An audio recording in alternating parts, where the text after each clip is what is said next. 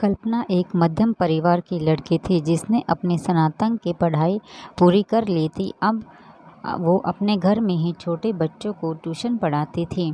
कल्पना का रंग गोरा था और वह दिखने में बिल्कुल गुड़िया की तरह थी। कल्पना के माता पिता उसकी शादी के लिए एक अच्छे लड़के की तलाश कर रहे थे। तभी कल्पना के मामा एक लड़के के बारे में बताते हैं। वो कहते हैं कि लड़के का नाम राहुल है। वह किसी कंपनी में मैनेजर के पद पर है और महीने के 70,000 कमाता है। कल्पना के माता पिता ने लड़के की फ़ोटो देखी तो उन्हें लड़का पसंद आ गया। जब कल्पना की मां ने कल्पना को लड़के की तस्वीर दिखाई तो कल्पना ने कहा, जब आप दोनों को लड़का पसंद है तो मुझे भी पसंद है। अब लड़का और लड़की वालों के परिवार ने मिलकर शादी की तारीख तय कर दी। कल्पना के माता पिता बहुत खुश थे कि उनकी बेटी की शादी एक अच्छे परिवार में हो रही है। पूरे धूमधाम से कल्पना की शादी हो गई। अब कल्पना अपने बचपन के घर को छोड़कर एक नए घर में चली गई। कुछ दिन बाद कल्पना को अपने माता पिता और अपने घर की याद आई।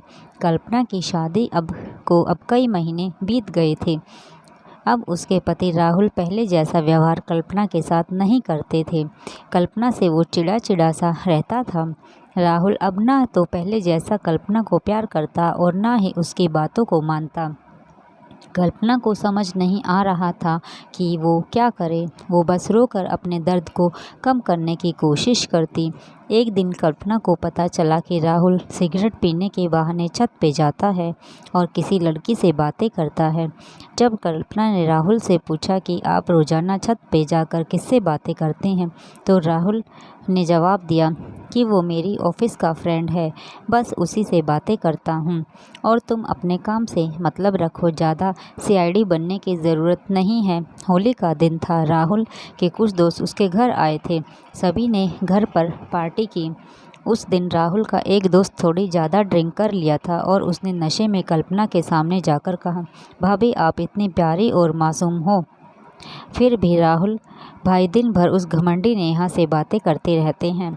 लगता है कि आप राहुल भाई का सही से ख्याल नहीं रखते। ये सुनकर कल्पना का शक अब हकीकत बन चुका था।